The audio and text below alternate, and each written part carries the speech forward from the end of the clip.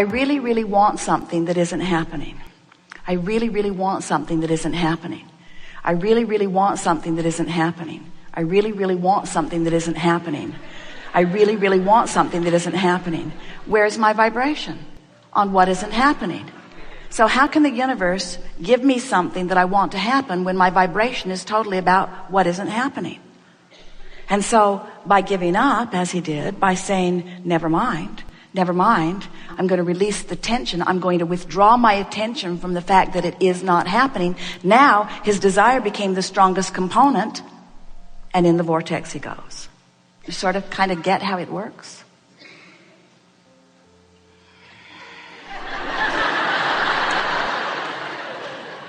But hear the depths of what we're asking. In other words, what we're saying to you is, if you can make peace with the contrast, if you can make peace, this is a direct answer to your powerful and poignant question. The fastest way to get to where you want to be, over there someplace other than where you are, is to make peace with where you are. Isn't that interesting? A woman said to us, Abraham, I don't think you want my lover to ever come to me. I think you just want me to get so happy, even when he's not here, that I don't notice that he's not here. And we said, exactly.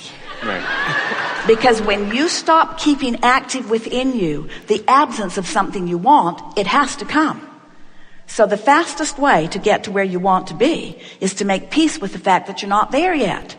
Can you see what we're getting at? So here I am in a physical body, and I really like my physical body, and I want to do the very best that I can for it. So I've gone to seminars, really hundreds of seminars, and I've taken many classes. I've studied nutrition. I've studied just about every way of life. I took farming for education for several years. I have a master's in farming. I know all about fertilizers. I know all about the best nutrition in food. I know all about raw foods. I know all about cooked foods. I know all about vegetarian only. I know all about all of that. I've read all of the books. I've studied all of it. I'm really old, by the way, because it took me a very long time to make my way through all of that. And now I really want to do what's best to my body, and so I'm doing the very best that I can do. And so I'm trying to find a market. I'm trying to find a perfect market where I can go, where I can buy the perfect food. But now I have to understand where they got the food, how they grew the food, where they got the food, who the people that grew the food are, what they thought about the food that they grew, how old is the food, where's the food been, has anybody sprayed anything on the food, did anybody drizzle anything on the food, did anybody pee on this food, where's this food been? And now I have to study the nutritional content of the food, and I have to know, and these apples have been stored a very long time, and they don't have very much nutrition in them at all, and should they be peeled or shouldn't they be peeled, and should they be cooked or shouldn't they be cooked? And we say, just kill me now. Just kill me now.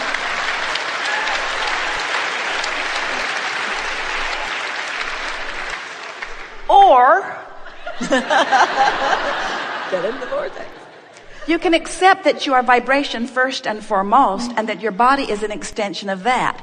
You can understand that you are a vibrational being, and that the basis of that which you are is vibrational, that the source of you is vibrational. You can understand that everything that you see here in this flesh, blood, and bone is an extension of vibration, and you can tend to your vibration first, so that when you are eating whatever it is that you are eating, you are not filled with the resistance that keeps it from giving you what you want it to give you. In other words, have you looked around the variety of that which you eat and the variety of that which you believe?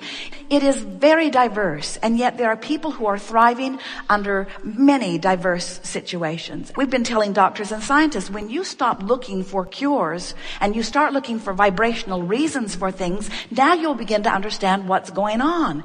You can just drive yourself crazy trying to affect your behavior in the appropriate way, where if you just take a little bit of time to find the thought that feels the best, and so that you are aligned with who you are, now the cells of your body are cooperating, and now your veritable chemical factory can do its very best with whatever you are giving it, and you can find thriving under very minimal conditions, you see.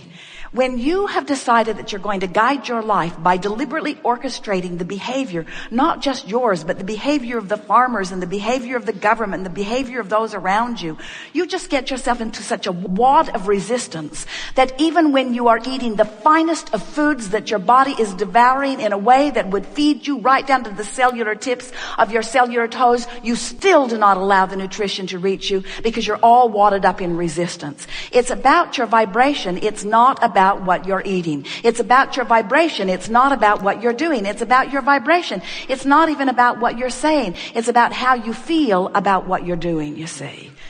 And so,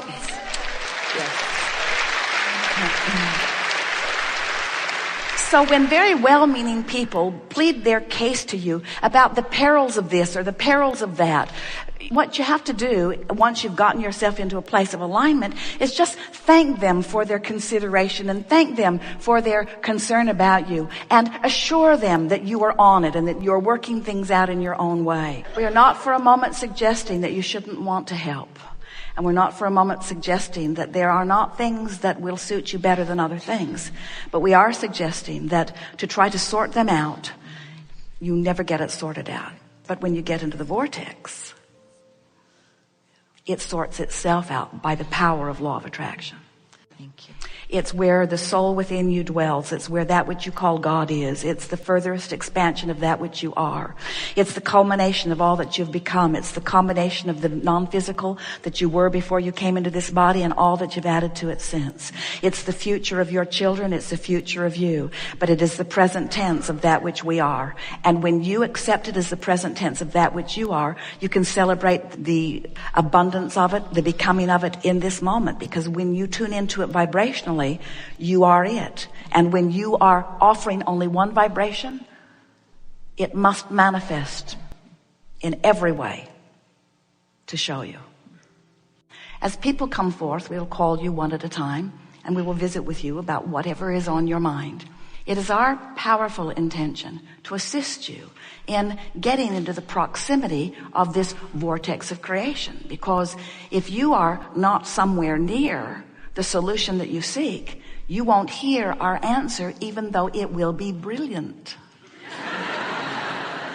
You have to be in the vibrational vicinity of what you're reaching for, which means in many cases, you have to distract yourself from what's been bothering you. Because do you know, the vibrational frequency of a question and its answer are very different frequencies.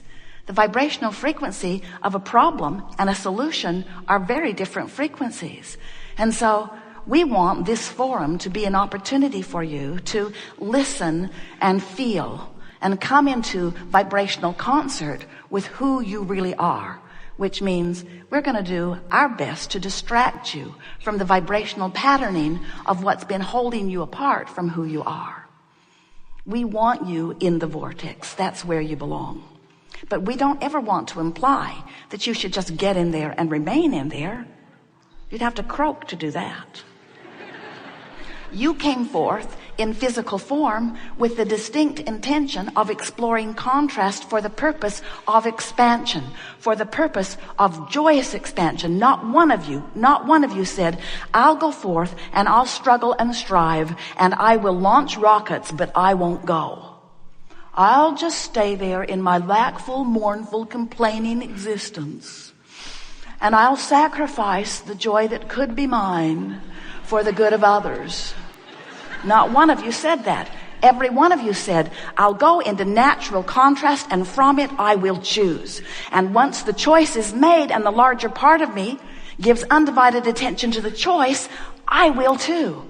And you know what the most exhilarating thing about that is that everything that you want to call joyous life experience, every bit of it is that closing of that gap. In other words, you out here on the leading edge, you get to explore the contrast and you get to launch the rocket. But then the most wonderful thing happens to you.